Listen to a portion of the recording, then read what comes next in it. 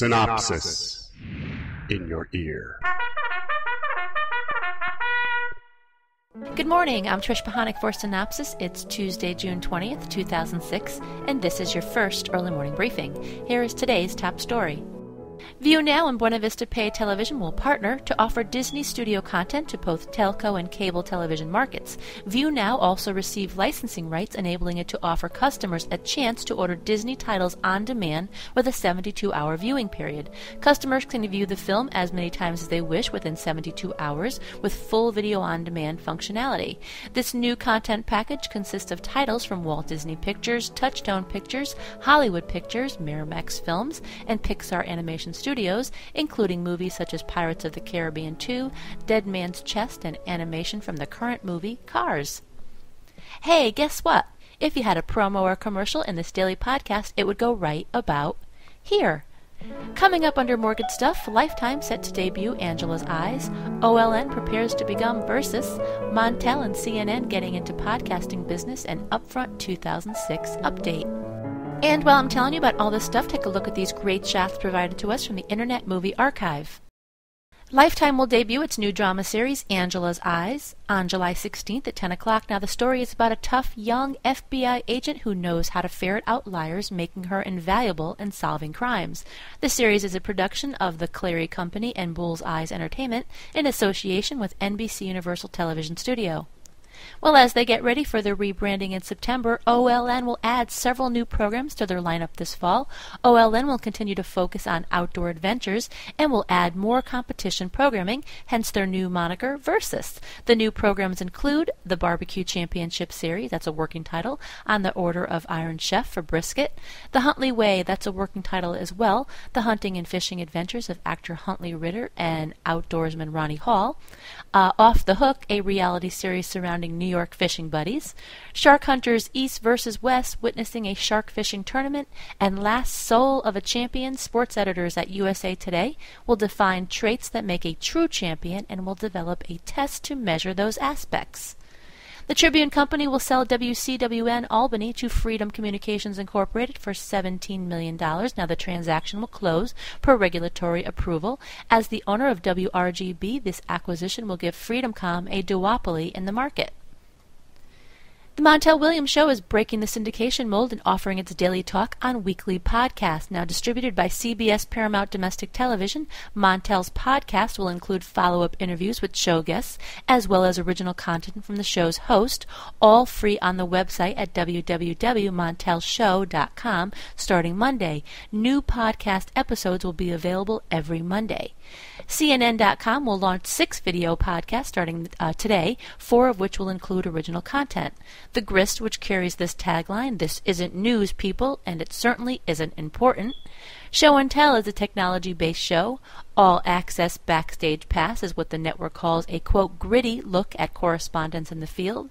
And Ask Glenn, with Glenn Beck answering viewer questions. 2 more daily video feeds will include repurposed CNN.com content. Now in the News Commuter Edition comes out later in the day for the ride home. In case you missed it, is a showcase of that day's most interesting video shots.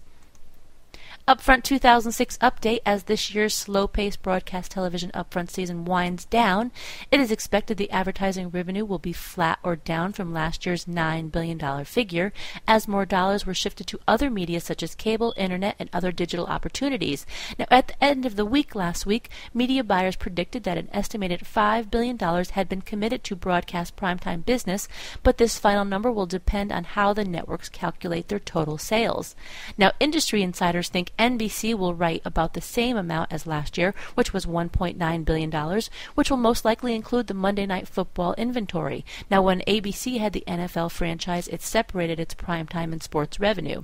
It is projected that NBC had to cut its pricing due to lagging ratings, but they apparently sold more inventory to keep the number flat year to year. NBC's estimated CPMs this year are down 5% versus last year. Now, ABC is expected to make out best in the whole process, and by the end of last week had sold 30% of their inventory at a predicted plus 3 to 4% increase, making it the network with the biggest rate hike. With 9 new programs added to the fall schedule and moves of key programs to different time periods and nights, ABC is expected to win Wednesday, Saturday, and Sunday nights in the adult 18 to 49 demo next season. Now, switching stations, CBS is predicted to win Monday, Tuesday, Thursday, and Friday nights with adult 18 to 49, and insiders are puzzled as to why the network isn't writing bigger business increases than the rumored flat to negative 2% on their business. Other insiders say CBS will end with business at a flat to plus 2%.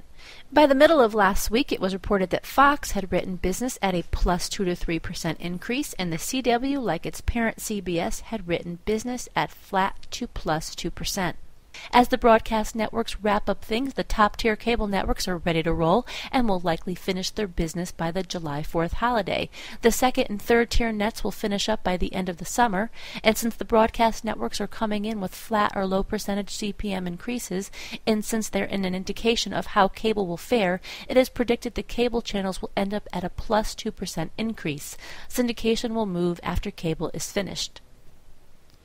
Comedy Central's online broadband channel Motherlode has several projects in the development hopper and has already ordered up one to series, says Hollywood Reporter. Michael Weethorn's animated Baxter and McGuire received an 8-episode order and is scheduled to premiere in September. You'll be glad to know this show is about a pair of talking testicles. I'm not kidding you, that's what it says.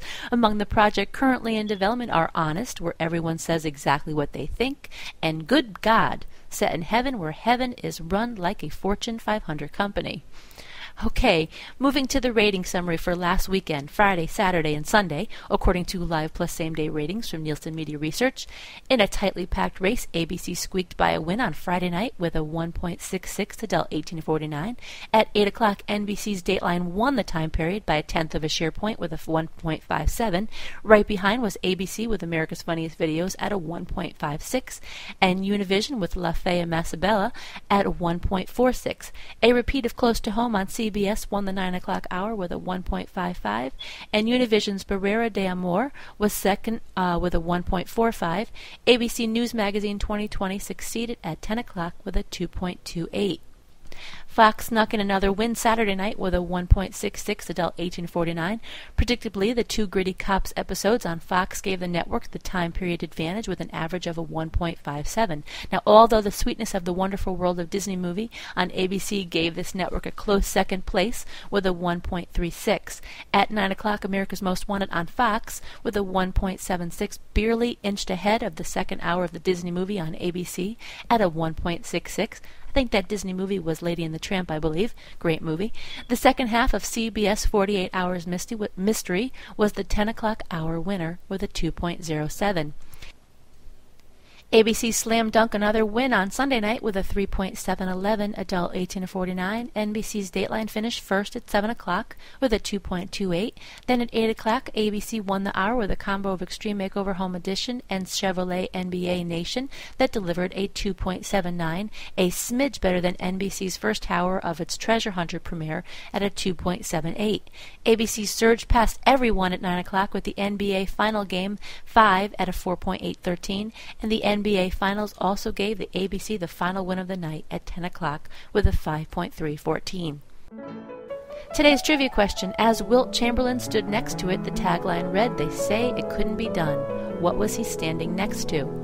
And that wraps it up for today. Be sure to check your email for the full printed version of today's synopsis with some new executive moves and more on ratings, loads of new classified ads, a few other stories that didn't make it into this podcast, and don't miss tonight's primetime broadcast lineup.